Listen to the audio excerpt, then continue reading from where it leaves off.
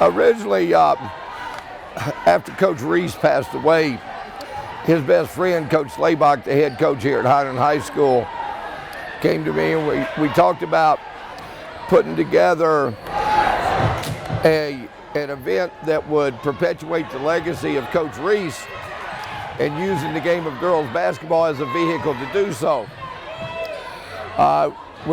14 months before we had our first event, we decided that if we put together a girls basketball event over Dr. King weekend, which is a weekend of remembrance, we could honor Dr. King and at the same time perpetuate the legacy of Coach Reese and his scholarship foundation. So 14 months of work, we put together the first event that we had here.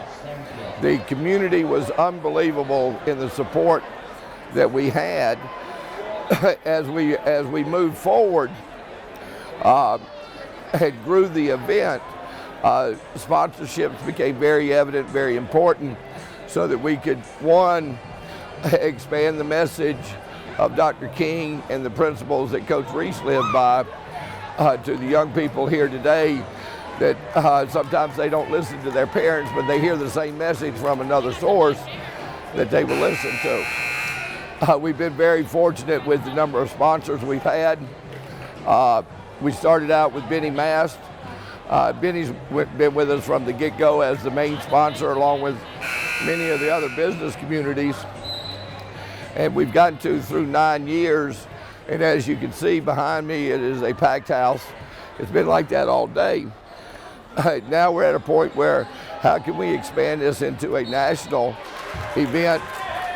And in these days of corporate selfishness, we've been very fortunate to have Under Armour step up to the plate and let us keep our relationship with Benny Mast, and yet Under Armour's willingness to come on as a national sponsor.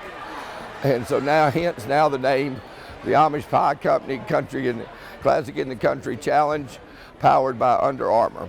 So that's where we are today. Well, the first thing, let's go back to the event a little bit. Being an experienced party giver, every party needs to have a theme in order to be successful. The theme here, while we are a very diverse people, we want to celebrate the sameness that we have here. And in order to bridge the differences that the many cultures that attend to have, we emphasize 3 areas. 1, competitive athletics, good food, and good music. If you look throughout the course of history, those 3 things are the only things that have bridged all of our cultural differences. Now, talking about the teams, we've been very fortunate. I've been very fortunate. I have the greatest job in the world. I have 200 colleges across the country that pay me to evaluate girls basketball here in Ohio. We usually pick the teams 14 months in advance, and it's all based on projections that my company has of which teams are going to be the most talented and which teams are going to be state contenders and have big-time college prospects. For example, this year we have 29 Ohio teams competing over 3 days. 18 of those were ranked in the top 10 in the AP poll. When Coach Slaybach and I started this event, we've never undertaken any task in any aspect of our other businesses where the goal was to be the best in America.